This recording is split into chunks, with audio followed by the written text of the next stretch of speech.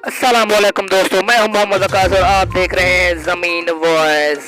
मैं आपको एक बड़ी खबर से आगाह करता चलूं कि पाकिस्तान और न्यूजीलैंड के दरमियान होने वाले मैच में चंद बहुत ही बड़े वाक़यात रूनुमा हुए हैं, जिनमें सबसे पहला वाक़या ये है कि केन विलियमसन जो कि न्यूजीलैंड के कप्तान हैं, उन्होंने बाबर आजम से हाथ जोड़कर माफ़ी मांगी।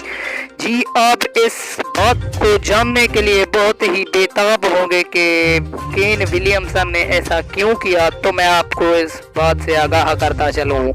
इससे पहले अगर आपने हमारे चैनल को सब्सक्राइब नहीं किया तो जल्दी से हमारे चैनल को सब्सक्राइब कर दें और बेल आइकन के बटन को दबाना हरगिज़ ना भूलिएगा, ताकि हमारी सबसे पहली वीडियो सबसे पहले आप तक पहुँचे।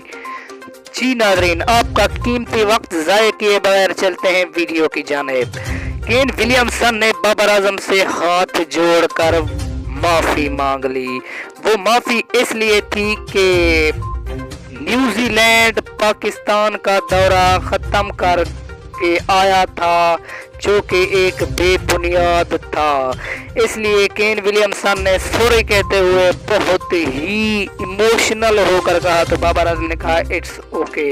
और मैं आपको इसकी मज़ीद तफसील अपने डिस्क्रिप्शन में दे चुका हूँ, जिसमें केन विलियमसन ने हाथ जोड़कर माफ़ी मांगी। लाइव देखिए उस डिस्क्रिप्शन।